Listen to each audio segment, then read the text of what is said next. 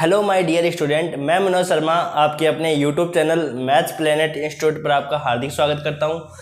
Previous lecture में हमने विश्लेषिक फलन के अवकलज किया था और कुछ कॉची इंटीग्रल थ्योरम के बारे में पढ़ा था। तो सबसे पहले हमने क्या पढ़ा था? कॉची समाकल सूत्र के बारे में। तो कॉची समाकल सूत्र का पढ़ा था हमने। और कॉची समाकल सूत्र क्या होता है? F Z not equal to 1/2 pi iota C F Z upon Z minus Z nought D Z, ये पढ़ा था। फिर उसके बाद में हमने क्या पढ़ा था? इसकी दो ऊपर में करी थी। और उसके बाद में हमने क्या किया था? F dash Z nought, previous lecture में ये क्या था कि F dash Z not equal to क्या था? Factorial 1/2 pi iota C F Z upon Z minus Z nought का स्क्वायर डी जेड। ठीक है। उसके बाद में हमने इसके बाद में कौन सी थ्योरम की थी? F double dash Z nought का मान निकाला था और उसका मान आया था factorial 2/2 pi iota C F Z upon Z minus Z not की पावर 3 डी जेड। ठीक है। तो देखो इसमें क्या होता है कि एफ डैश जेड नॉट होता है ना, एफ डैश डैश होता है तो यहाँ फैक्टोरियल 1 आता है और यहाँ पावर 1 ज़्यादा आती है 2। यहाँ पे डबल डैश जेड होता है तो यहाँ पे होता है फैक्टोरियल 2, इसके बराबरी पावर में होता है ये फैक्टोरियल 2, और यहाँ पे कितनी आती है? पावर 3। अब आज के लेक्चर में हम क्या करने वाले हैं? यदि n पावर हो तो इसका कॉची समाकल का जो nवां अवकलज का सूत्र होता है वो क्या होता है? F N Z not equal to होता है factorial n upon 2 pi iota C F Z upon Z minus Z not की पावर n+1 डी जेड, ये सूत्र होता है। ये हम प्रूफ करने वाले हैं। तो देखो जैसे हमने इसको प्रूफ किया था, देखो एग्जाम में क्या आने वाला है? एग्जाम में इन चार जो फॉर्मूले हैं ना, इन 4 फॉर्मूले से क्वेश्चन आते हैं। ज़्यादा इंपॉर्टेंट ये वाला और ये वाला, ये भी इंपॉर्टेंट है, ये भी इंपॉर्टेंट है, सारे इंपॉर्टेंट एग्जाम की दृष्टि से। ठीक है। तो इनके बाद में जो आने वाले हैं, एक तो मोरेरा प्रमेय आएगी, एक कॉची एसएमई का आएगी और एक आएगी पवासो का समाकल सूत्र। 3 डेरिवेशन और आएंगे। इसके बाद में 4 डेरिवेशन आपके ये। और ये डेरिवेशन आपको पता है इतनी इजी डेरिवेशन है कि जो कॉची समाकल सूत्र का डेरिवेशन किया था उसको अच्छे से विचार कर लेना। और ये तीनों डेरिवेशन है, वो तीनों डेरिवेशन क्या है? सेम टू सेम है तीनों के तीनों। इसमें तो क्या करते हैं अपन? एफ डैश जेड नॉट की परिभाषा बनाते हैं, है ना। तो इसकी परिभाषा कैसे बनाते हैं? F Z nought plus H Z nought upon H limit H tends to 0, ये बनाते हैं ना डेफिनेशन। तो अब हम क्या करने वाले हैं? कॉची समाकल का जो nवां अवकलज का सूत्र है उसको करने वाले हैं। तो उसको हम किस मेथड से करेंगे? मैथमेटिकल इंडक्शन मेथड से करेंगे, गणितीय आगमन सिद्धांत से। गणितीय आगमन सिद्धांत से, जो आपने 11th क्लास में पढ़ा था। 11th क्लास का चैप्टर शायद 4 चैप्टर था। क्लास 11th का चैप्टर नंबर 4 जो कॉम्प्लेक्स नंबर से पहला चैप्टर आता है वो यही था, गणितीय आगमन सिद्धांत, mathematical induction method. Mathematical induction method, ये वाला मेथड था गणितीय आगमन सिद्धांत। इसमें क्या करते हैं? देखो हम सबसे पहले n बराबर 1 के लिए सिद्ध करते हैं। n बराबर 1 के लिए क्या करते हैं? सिद्ध करते हैं। फिर n बराबर m के लिए क्या मान लेते हैं? सत्य मान लेते हैं। और फिर हम n बराबर m+1 के लिए उसको सत्य सिद्ध कर देते हैं। n बराबर 1 के लिए सिद्ध करते हैं, फिर n बराबर m के लिए उसको सत्य मान लेते हैं और n बराबर m+1 के लिए उसको प्रूफ कर देते हैं। तब हम कहते हैं गणितीय आगमन सिद्धांत से ये प्रत्येक धनात्मक पूर्णांक के लिए सत्य होगा। तो ये जो सूत्र है, इस सूत्र को भी हम गणितीय आगमन सिद्धांत से करेंगे। n बराबर 1 रखेंगे, 1 के लिए प्रूफ कर देंगे, फिर n बराबर m के लिए सत्य मान लेंगे और n बराबर m+1 के लिए हम इसको सिद्ध कर देंगे। ठीक है। तो देखो इसको करते हैं स्टार्टिंग और फिर हम आगे बढ़ते हुए देखेंगे कि किस प्रकार ये सिद्ध हो रहा है। तो तीनों तरीके हैं, वो तीनों का एक ही तरीका है, सिमिलर तरीका है, तो आपको कोई भी जोड़ नहीं आएगा। यदि आपने इसको अच्छे से कर लिया, इन दोनों को यदि आपने अच्छे से कर लिया तो ये भी आराम से हो जाएगा। और क्या करो, देखो साथ साथ में इन थ्योरमों को पढ़ते रहा करो, जिससे क्या होता है कि जैसे मान लो ये चैप्टर स्टार्ट हो गया, तो जैसे मान लो आपने पहले क्या कर लिया? कॉची समाकल सूत्र पढ़ लिया। कॉची समाकल सूत्र पढ़ लिया, जैसे ही 2 बार अच्छे से पढ़ लिया, तो जैसे ही अगला मेरा वीडियो आता है एफ डैश जेड नॉट का आता है, इसको पढ़ते टाइम इसको पढ़ने के बाद में पहले इसको भी पढ़ लिया करो, जिससे क्या होगा, जितनी बार आपको ये मत सोचा करो कि यार हर बार रिवाइज करना पड़ता है। हर बार रिवाइज, जितनी बार रिवाइज करोगे इनको सूत्र को, उतना ही अच्छे से आप है ना एग्जाम में लिख पाओगे। आप ये सोच रहे होगे एग्जाम में जैसे 1-2 बार पढ़ लिया, एग्जाम के टाइम लिख दिया, नहीं लिख पाओगे। यदि अच्छे से आपने प्रैक्टिस नहीं करोगे, अब कॉपी में लिख लिख के याद नहीं करोगे इनको, तो याद होने वाले हैं नहीं। तो ये अब मैं पहले बता रहा हूँ। ये बताओ, इसमें तो चलो मान लो ज़्यादा डेरिवेशन नहीं आते हैं, लेकिन आपके एब्स्ट्रैक्ट अलजेब्रा जो बुक आएगा पेपर नंबर 1 है, उसमें तो सबसे ज़्यादा डेरिवेशन आने वाले हैं। और उसको यदि आपने लिख लिख के याद नहीं किया तो उसमें तो आप एक शब्द भी वहाँ पे एग्जाम में नहीं लिख पाओगे, समझ के बिना और प्रैक्टिस के बिना। तो ये मान के चलो, ठीक है ना। तो आप वीडियो को जहाँ भी समझ में नहीं आता है वहाँ देख लिया करो वापस, और वीडियो को आप और बार देख सकते हो भाई। यूट्यूब का मतलब ये है कि भाई आप वीडियो कितनी बार भी देख सकते हो, है ना, अपनी इच्छा के अनुसार। जहाँ भी मान लो प्रॉब्लम आती है तो वहाँ आप देख लिया करो, ठीक है ना। तो अब भाई कॉची समाकल का एन अवकलज का सूत्र हम सिद्ध कर रहे हैं। इस वीडियो में हम एक ही करेंगे सिद्ध, है ना, क्योंकि देखो इसलिए छोटे छोटे वीडियो 40-50 मिनट के इसलिए बनाए जा रहे हैं कि जिससे कि आप बोर फील ना करो। यदि मैं एक साथ में आपको ये चारों डेरिवेशन एक क्लास में करा देता तो आप बोर महसूस करते, इसलिए मैं आपको इस हिसाब से करवा रहा हूँ जिससे क्या है कि सिमिलर बनते रहे। मतलब इस वीडियो में पहला जो वीडियो है, उस पहले लेक्चर में आपको जो कॉची समाकल सूत्र करवाया था मैंने, लेक्चर 1 जो था अपना, उस लेक्चर 1 में इसको करवाया मैंने अच्छे से, ठीक है। फिर मैंने लेक्चर जो 2 करवाया था, लेक्चर 2 में इसकी ऊपर में थी, उसकी ऊपर में को करवाने से पहले मैंने इसको जो कॉची समाकल सूत्र है मैंने उसको रिवाइज किया अच्छे से। मेरे को पता था क्योंकि कम समझ में आएगा बच्चों के, तो मैंने इसको वापस रिवाइज किया, ठीक है।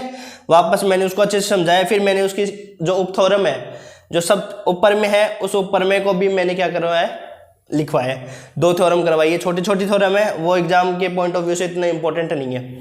फिर मैंने जब लास्ट लेक्चर में ये करवाया था, इसका डेरिवेशन और इसके डेरिवेशन को मैंने करवाया था दोनों को अच्छे से, और दोनों सिमिलर थे।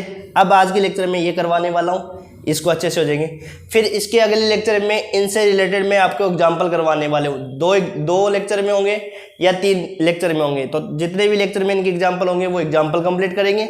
और फिर उसके बाद में आपको कॉची एसएमई का उसका एक लेक्चर मिलेगा, और पावासो का समाकल सूत्र उसका एक लेक्चर मिलेगा। फिर हमारा कंप्लीट हो जाएगा, यूनिट 2 कंप्लीट हो जाएगी। यूनिट 2 का जो अथवा पोर्शन है ना, वो आपका कंप्लीट हो जाएगा।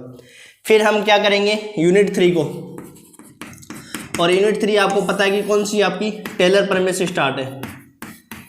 और यदि ये यूनिट 3 और हो गई ना हमारी, ये मान के चलो यदि 10 दिन या 15 दिन में ये और हो गई ना अपनी, तो ये मान के चलो अपना सिलेबस सबसे आगे होगा कॉम्प्लेक्स एनालिसिस में। और फिर हम एब्स्ट्रैक्ट अलजेब्रा स्टार्ट करेंगे, यूनिट 3 के साथ में एब्स्ट्रैक्ट अलजेब्रा स्टार्ट करेंगे, ठीक है ना। जैसे कि हम इनकी 4 यूनिट पढ़ लेंगे ना, यूनिट में 5 करवाने वाला हूँ, ठीक है, 5 यूनिट करवाऊंगा। यदि हम इसमें 4 तक कर लेंगे और फिर इसमें भी यदि 1-2 तक कर लेंगे, फिर चाहे अपने एग्जाम आ जाओ, कोई दिक्कत नहीं है ना। क्योंकि देखो एग्जाम में जैसे मान लो मई से स्टार्ट होंगे आपके एग्जामिनेशन, एग्जाम कब से स्टार्ट होंगे, मई में या फर्स्ट वीक में या सेकेंड वीक में स्टार्ट होंगे। फर्स्ट वीक में स्टार्ट हो गए या सेकेंड वीक में स्टार्ट हो गई, तो फर्स्ट वीक तक अपना यदि दोनों में 4-4 यूनिट कंप्लीट हो गई अच्छे से, तो ये मान के चलो कि फिर हमारे पास टाइम, क्योंकि पहले क्या होंगे, फिजिक्स के होंगे, केमिस्ट्री के होंगे, मैथ के होंगे, इस प्रकार से पेपर होते हैं। या तो पहले मैथ के डाल देंगे या पहले फिजिक्स के डाल देंगे केमिस्ट्री के, लेकिन संभावना ज़्यादातर क्या होती है, फिजिक्स के ही होता है। फिजिक्स केमिस्ट्री मैथ का होता है लास्ट में। तो जब हम मैथ का 3rd पेपर तक आएंगे ना, तब तक तो ये मान के चलो आपका एग्जामिनेशन या तो जून में पहुंच जाएगा या जुलाई में पहुंच जाएगा। भाई इतना टाइम एग्जामिनेशन में होता ना, 2-2, 4-4, 5 दिन छुट्टी आएंगी, तो इस प्रकार से जो 3rd पेपर आएगा वो लास्ट में आएगा जून तक या जुलाई तक। फिर अपने को बहुत टाइम मिल जाएगा 3rd पेपर कवर करने के लिए। 3rd पेपर कवर करने के लिए अपने पास टाइम रहेगा, ठीक है ना।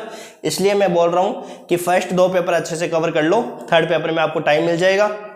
और 3rd पेपर तक यदि हम 2 यूनिट 3 यूनिट भी अच्छे से पढ़ के चले गए ना, तो ये मान के चलो आप बेस्ट है। मैथ में 110 या 120 प्लस नंबर है ना, बेस्ट है। 120 प्लस नंबर आएंगे ना, ये मान के चलो आपके 70% से ऊपर ही है। इसलिए इनको अच्छे से करो, मैथ्स ही नंबर बनाती है। मैथ्स में जिस बंदे के 120 पहुंच गए ना, तो उसके परसेंटेज ये मान के चलो 70% है, या 70 से ऊपर ही मान के चलो, है ना। और बीएससी फाइनल में 70% आने का मतलब ये है कि आपका एग्रीगेट समथिंग हो जाएगा 65 और 70 के बीच में। यदि फर्स्ट या सेकेंड ईयर में अच्छा परसेंट रहे हैं ना, 70 रहे हैं, तब तो आपके 70 प्लस में रहेंगे एग्रीगेट। अदरवाइज यदि उसमें 60-65 रहे होंगे तो आपके 65 या 70, 65 से लेकर 70 के बीच में उसका एग्रीगेट बन जाएगा। और 65 से 70 एग्रीगेट बहुत शानदार होता है, ठीक है ना। तो देखो अब कोशी समाकल का एन व अवकलज का सूत्र हम करते हैं और फिर आगे वाले लेक्चर में हम एग्जांपल्स स्टार्ट करेंगे।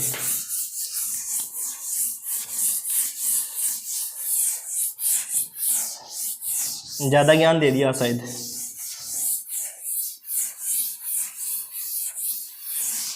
नहीं देना चाहिए ना। देखो कोशी समाकल का एन व अवकलज,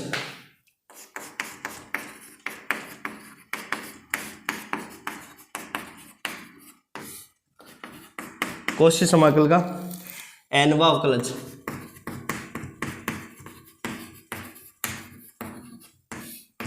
कोशी समाकल का एन व अवकलज। तो पहले हम इसका स्टेटमेंट लिख लेते हैं, फिर इसको प्रूफ करते हैं।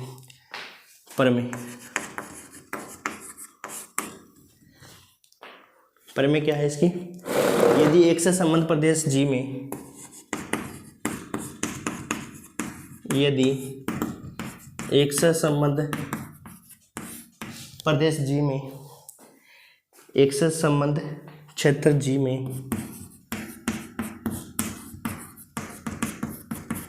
एफ जेड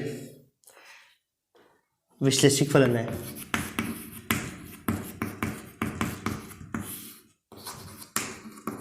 विश्लेषिक फलन है तथा जी में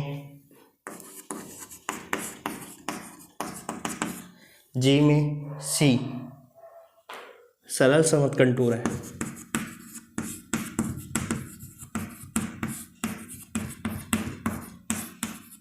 सरल समत कंटूर है, तब सी के अंदर बिंदु जेड नोट पर, बिंदु जेड नोट पर प्रत्येक कोटि का अवकलज विद्यमान होगा,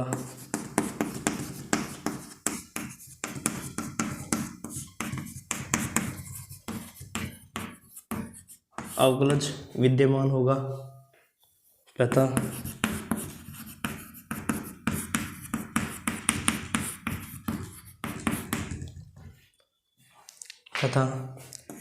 f N Z not equal to factorial n upon 2 pi iota C F Z upon Z minus Z note की power n plus 1 t z. ये आपको सिद्ध करना है, प्रूफ करना है। तो देखो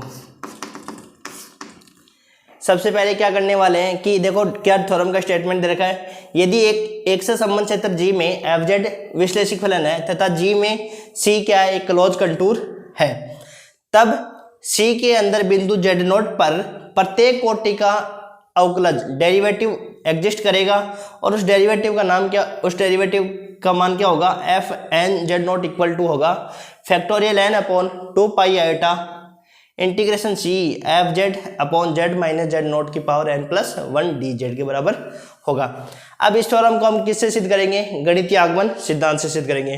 गणितीय आगमन सिद्धांत में n बराबर सबसे पहले 1 रखते हैं और फिर n बराबर 1 के लिए सिद्ध करते हैं, उसके बाद में n बराबर m के लिए उसको सत्य मानते हैं और फिर हम n बराबर m प्लस 1 के लिए उसको प्रूफ करते हैं, ठीक है।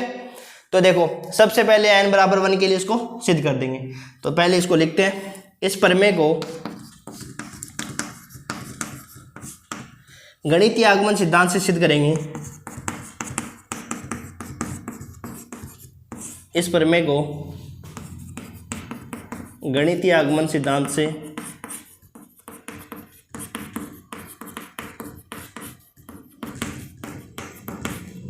सिद्ध करेंगे, गणितीय आगमन सिद्धांत से सिद्ध करेंगे, ठीक है। मैथमेटिकल इंडक्शन मेथड से इसको प्रूफ करने वाले हैं। तो देखो चूंकि समवर्त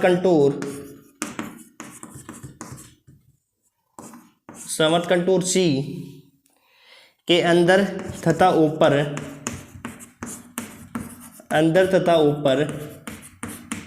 फलन एफ जेड विश्लेषिक फलन है। चूंकि समवर्त कंटूर सी के अंदर तथा ऊपर एफ जेड विश्लेषिक फलन है तथा सी के अंदर बिंदु जेड नोट है, तब कॉची समाकल सूत्र से क्या होगा, F dash Z note equal to factorial 1/2 pi iota C F Z upon Z minus Z note की पावर 2 डी जेड। ये हो गई समीकरण संख्या 1। ठीक है, तो यदि हम मान लो n बराबर क्या रख दिया, यहाँ पे 1 रख दिया, तो n बराबर 1 रखा तो यहाँ पे क्या हो गया, f dash Z note equal to factorial 1/2 pi iota C F Z upon Z minus Z note का square upon into d Z. ये आपको पता है कि भाई फर्स्ट डेरिवेटिव का यही सूत्र होता है ना।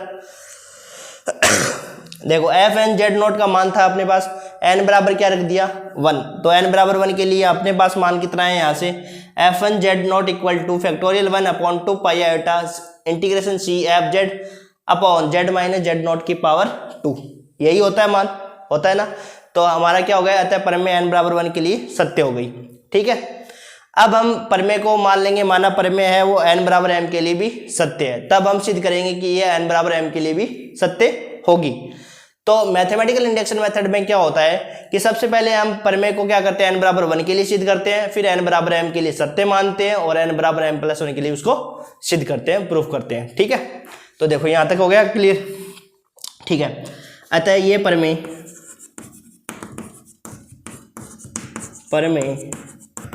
n बराबर 1 के लिए सत्य है, n बराबर 1 के लिए क्या हो गई, सत्य हो गई। अब इसको प्रमेय को n बराबर m के लिए सत्य मान लेंगे, माना प्रत्येक n बराबर m के लिए, प्रत्येक n बराबर m के लिए माना प्रमेय n बराबर m के लिए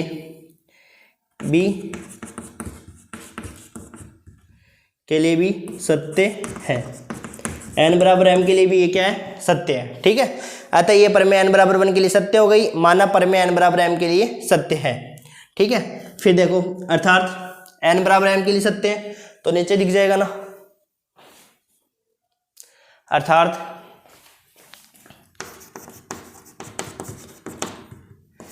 F M Z not equal to factorial m upon 2 pi iota integration C F Z upon Z minus Z note की power m plus 1 D Z. ये हो गई समीकरण संख्या 2।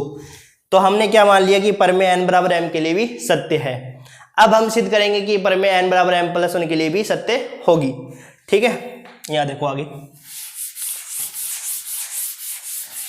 समझ में आ गई ना, इजी सी प्रमेय है, 1-2 बार लिखोगे तो याद हो जाएगी। अब क्या लिख रहे हैं, देखो माना सी के अंदर, अभी m के लिए सत्य हो गई। अब हम क्या करेंगे, एक पॉइंट ले लेंगे, नजदीक वाला पॉइंट, क्योंकि देखो m प्लस 1 के लिए सिद्ध कर रहे हैं भाई। यहाँ पे अपने को क्या लाना है, अपने को पता है कि एफ डैश जेड नोट लाने के लिए क्या करते हैं अपन, बताओ। फर्स्ट डेरिवेटिव लाने के लिए यही तो करते हैं, limit h tends to 0 F Z note plus H minus F Z note upon h, ये डेफिनेशन होती है।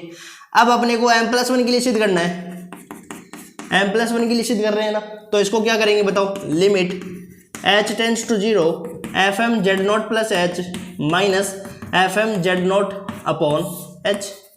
यदि मैं ऐसी डेफिनेशन बना दूं तो ये किसके लिए होगी बताओ, एफ एम प्लस 1 के लिए होगी ना, क्योंकि इसमें क्या करते थे हम, F Z note plus H minus F Z note upon H के लिए ये किसकी डेफिनेशन बनती थी, एफ डैश जेड नोट के लिए। तो इस प्रकार ये डेफिनेशन किसके लिए बनेगी, ये वाली है ना, एफ एम प्लस 1 के लिए बनेगी। तो हम क्या करेंगे, देखो एफ एम जेड नोट का मान आ गया अपने पास, लेकिन इसके बिंदु इसी सी में क्या मान लेंगे, एक बिंदु मान लेंगे और नज़दीक में जेड नोट प्लस एच के लिए, उसके लिए सूत्र लिख देंगे और फिर क्या करेंगे, समीकरण 2 में से समीकरण 1 हटा देंगे, समीकरण 2 आ जाएगी, फिर समीकरण 3 आ जाएगी, समीकरण 3 में से समीकरण 2 को घटा देंगे। ठीक है, तो देखो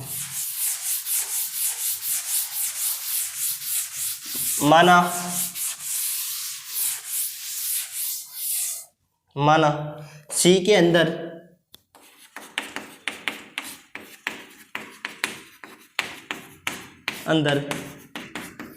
बिंदु जेड नॉट के समीप,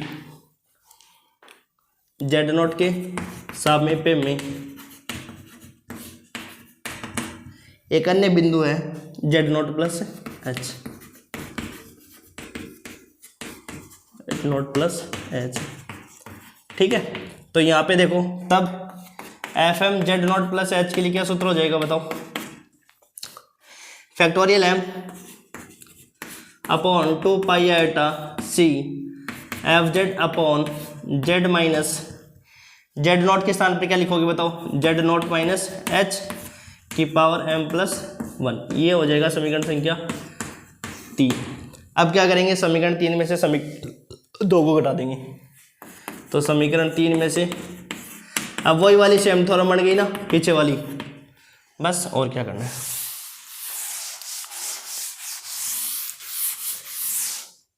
घटाओ F M Z nought plus H minus F M Z nought, थोड़ा इधर से लिख लेते हैं,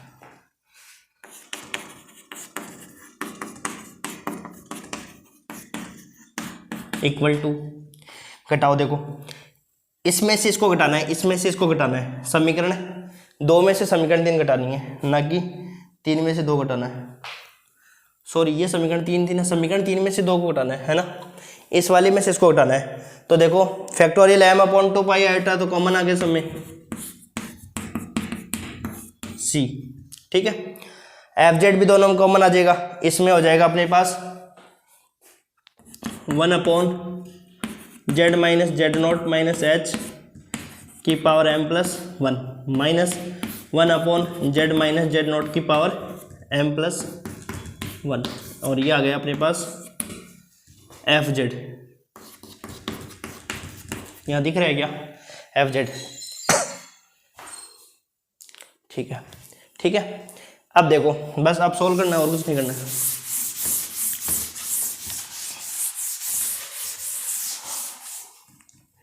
तो यहाँ हो जाएगा देखो factorial M upon 2 pi iota सी। अब क्या करो, देखो वही बायनोमियल थ्योरम से प्रसार करना है, तो बायनोमियल थ्योरम से प्रसार करने के लिए अपने क्या करेंगे? एक पद तो 1 बनाएंगे और दूसरे पद का संख्यात्मक मान 1 से कम। तो यहाँ देखो यहाँ कॉमन लेंगे क्या? जेड माइनस जेड नॉट की पावर एम प्लस 1 बाहर आएगा, अंदर क्या बचेगा? 1 minus h upon Z minus Z not की पावर एम प्लस 1। ठीक है, यहाँ तक क्लियर है? आगे देखो minus 1 upon Z minus Z not की power M plus 1 f z d Z. ये एफ जेड डी जेड चल रहा है, ठीक है ना? नहीं दिख रहा होगा तो देख लेना। ये हो जाएगा factorial M upon 2 pi iota सी,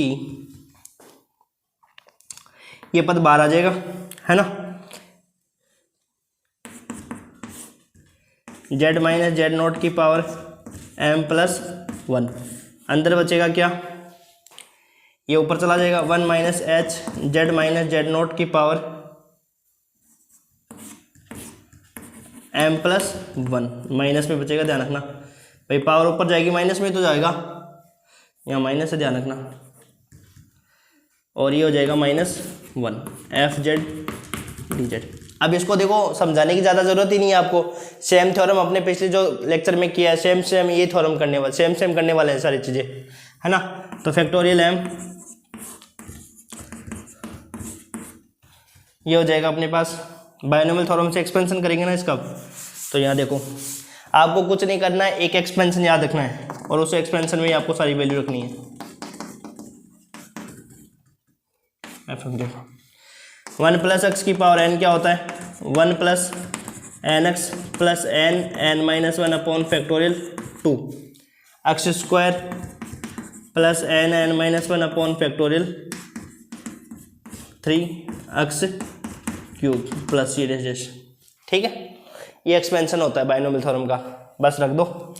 अपने को वैल्यू किसकी निकालनी है? 1 minus H z minus Z not की पावर माइनस एम प्लस 1, इसकी निकालनी है। ठीक है ना। अब कुछ नहीं करना आपको, रखते जाओ बस वैल्यू। रखो एन के स्थान पर तो क्या हो जाएगा अपने पास, माइनस एम प्लस 1 हो जाएगा, है ना। एक एक पद को सोल्व करते जाओ। देखो पहला पद क्या आएगा, 1 प्लस एन के स्थान पर तो यह आ जाएगा माइनस 1 प्लस एम प्लस 1, है ना। और एक्स के स्थान पर क्या आ जाएगा, minus h upon Z minus Z naught. ठीक है, एक्स एन एक्स हो गया ये।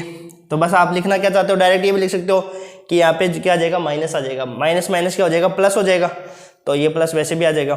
ठीक है, प्लस। अब देखो 2 ही पद तक लिख लो बहुत है, क्योंकि 3 पद लिखोगे तो बड़े हो जाएंगे ज़्यादा पद, और अपने को पद से मतलब ही नहीं है। आपको पता है कि यहाँ पे एच स्क्वायर आते ही लिमिट लेंगे, लिमिट लेते हुए सारे पद आगे वाले पद क्या हो जाएंगे, 0 हो जाएंगे, तो एक पद बचेगा आपका यहाँ पे। एन के स्थान पर बताओ क्या लिखोगे, एन के स्थान पर क्या लिखने वाले,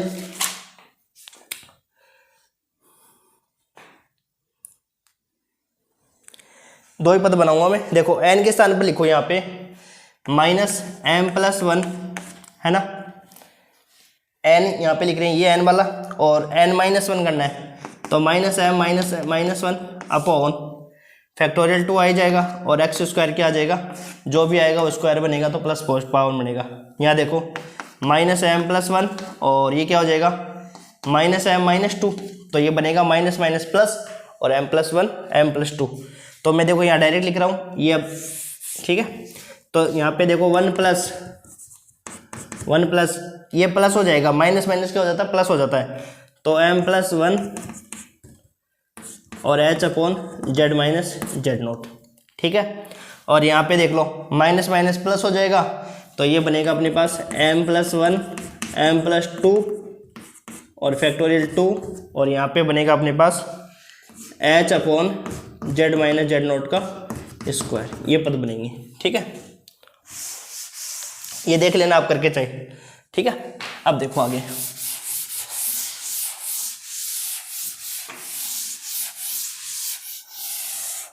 अब सोल्व कर लो, अब कुछ नहीं है।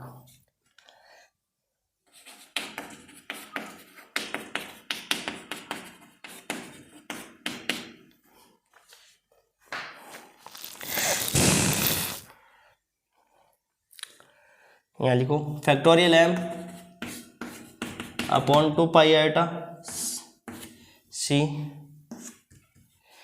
1 अपॉन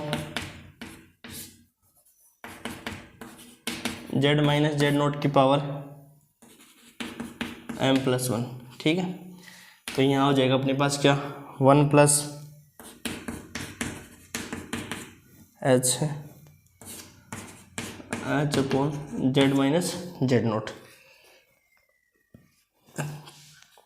तो यहाँ पे ऐसे लिख लो डायरेक्ट से, एक ही बात है। तो ये हो जाएगा अपने पास प्लस, यहाँ दिख जाएगा क्या, plus M plus 1 M plus 2, और ये हो जाएगा अपने पास, देखो नीचे लिख लेते हैं, दिखेगा तो नहीं क्या बनेगा, यहाँ हो जाएगा plus M plus 1 M plus 2 upon factorial 2 H square Z minus Z note का स्क्वायर। ठीक है, और ये आ जाएगा प्लस प्लस करते हुए -1 यहाँ पे है, और एफ जेड डी जेड, ये -1 ये -1 से +1 से कैंसिल आउट हो जाएगा। तो यहाँ हो जाएगा f M Z note plus H minus F M Z note equal to factorial M upon 2 pi iota c 1 upon Z minus Z note की पावर एम प्लस 1। तो यहाँ क्या बचा देखो, m plus 1 h z minus Z note plus M plus 1 M plus 2 H square factorial 2 z minus Z note का square, और साथ में एफ जेड डी जेड। ठीक है, अब क्या करो, एच का भाग लगाओ, दोनों तरफ एच का भाग देने पर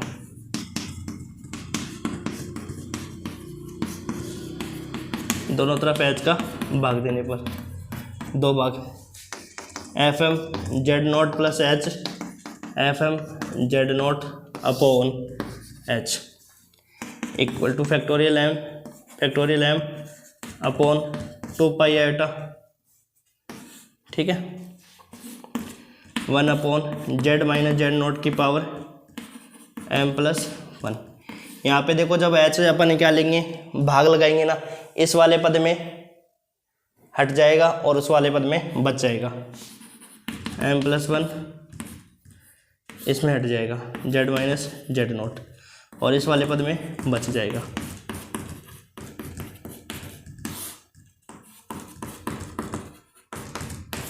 और साथ में एफ जेड। अब क्या करेंगे, लिमिट लेंगे, दोनों तरफ लिमिट एच टेंड्स टू 0 लेने पर वही परिभाषा बनाएंगे और वही सेम मेथड आपका, लिमिट एच टेंड्स टू 0 लेने पर लो, limit H tends to 0 F M Z note plus H F M Z note upon H equal to limit H tends to 0 factorial M upon 2 pi iota c 1 upon Z minus Z note की power M plus 1 z minus Z naught, ठीक है, plus M plus 1 M plus 2 H और factorial 2 z minus Z note का square और F z d Z. अब limit लेंगे ना, जब हम लिमिट लेंगे तो ये तो किसकी डेफिनेशन बन जाएगी, F M plus 1 Z note की, और इसमें जब लिमिट एच टेंड्स टू 0 लेंगे तो ये वाले पद है ना, यहाँ से लेकर आगे वाले पद सारे कैंसिल आउट हो जाएंगे।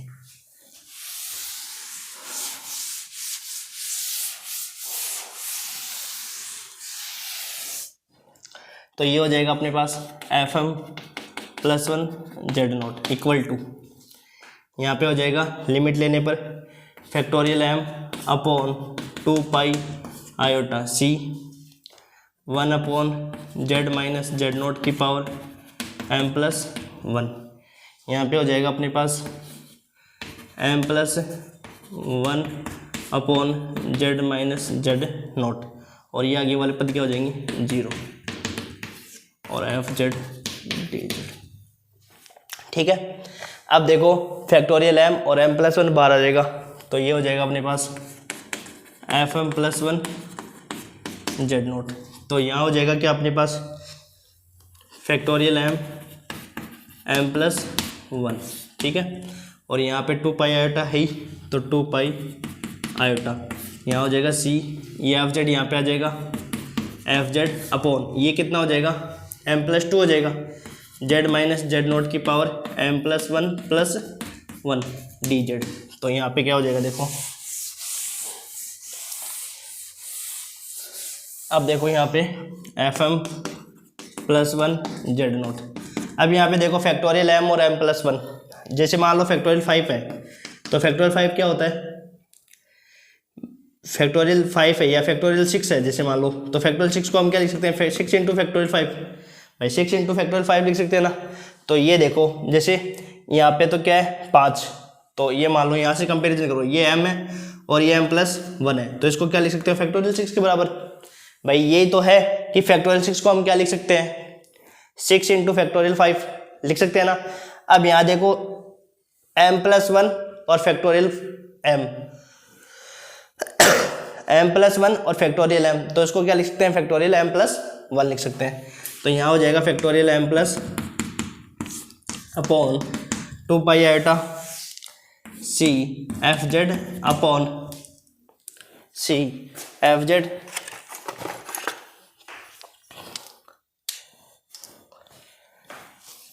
यहाँ कितना हो गया जेड माइनस जेड नोट की power m plus 2 D Z, ठीक है। तो देखो यहाँ m प्लस 1 आता है, तो यहाँ फैक्टोरियल m प्लस 1 आता है, यहाँ पे कितना आता है m प्लस 2। इसका मतलब प्रत्येक धनात्मक पूर्णांक n के लिए भी ये बात सत्य होगी। यहाँ पे n आएगा तो फैक्टोरियल n और यहाँ पे n प्लस 1 आ जाएगा, तो ये लिख देंगे।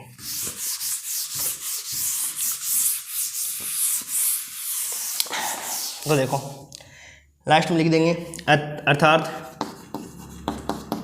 प्रमेय n बराबर m+1 के लिए भी सत्य, ये m+1 के लिए क्या आ गई, सत्य आ गई। अतः गणितीय आगमन सिद्धांत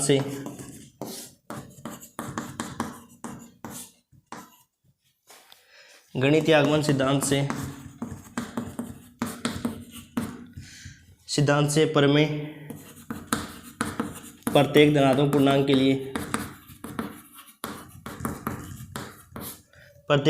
पूर्णांक के लिए सत्य होगी।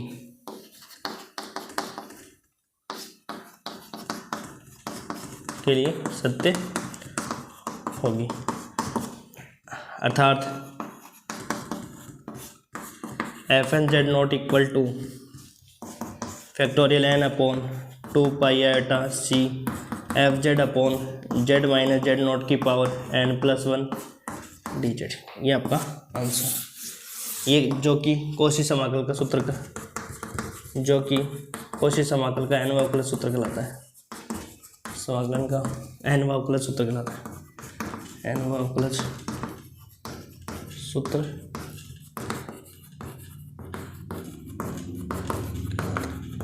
ठीक है, इतना ही अपने को करना था, है ना। तो कौशी समाकल सूत्र का जो n अवकलज का सूत्र है वो हम ऐसे करेंगे। अब बताओ इसमें समझ में आ गया क्या? मेरे हिसाब से तो समझ में आ गया होगा। देखो वही सेम प्रोसेस हमने जो लगाई थी, पीछे वाली जो थ्योरम थी उनमें लगाई है, वो तीनों ऊपर में एक ही तरीके से प्रोसेस से करनी है। यहाँ देखो समझा देता हूँ थोड़ा बहुत कि यहाँ पे देखो m+1 है तो यहाँ फैक्टोरियल m+1 आएगा और यहाँ पे m+2 आएगा।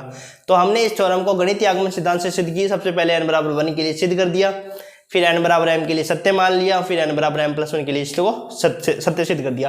तो m+1 के लिए तो सत्य होगी ना यहाँ पे, तो इसका मतलब प्रत्येक धनात्मक पूर्णांक के लिए सत्य होगी। ये होता है आपका गणितीय आगमन सिद्धांत से। ठीक है, अब आगे के लेक्चर में हम क्या करने वाले हैं, एग्जाम्पल करने वाले हैं। जितने भी एग्जाम्पल है आपके, जैसे बुक्स के एग्जाम्पल हो गए और फिर एक्सरसाइज के जो एग्जाम्पल है, एक्सरसाइज के जो क्वेश्चन है ना उनसे रिलेटेड सारे क्वेश्चन हम एक साथ ही कर देंगे कंप्लीट। और फिर हमारा लेक्चर रहेगा कौशी असमय का और पवासों का समाकल सूत्र। फिर हमारा कंप्लीट 2 यूनिट हो जाएगी और फिर उसके बाद में 3rd यूनिट स्टार्ट करेंगे टेलर प्रमेय से। ठीक है, और जो भी लेक्चर भाई आज वाले लेक्चर से स्टार्ट कर रहा है तो वो पहले प्रीवियस लेक्चर देखो, लेक्चर नंबर 1 से स्टार्ट किया है और उसको अच्छे से देखते हुए फिर लेक्चर नंबर जो भी अपना ये 28 29वां जो चल रहा है 35वां जो भी लेक्चर चल रहा है उसको देखना। ठीक है ना, तभी समझ में आएगा। आज वाले लेक्चर से आपको डायरेक्ट समझ में नहीं आएगा। और जो भी अपने फ्रेंड्स के साथ, जो भी अपने फ्रेंड्स हैं उनके साथ शेयर करें वीडियो, और ज़्यादा से ज़्यादा अपने फ्रेंड्स के साथ शेयर करो और चैनल को सब्सक्राइब करें। Thank you.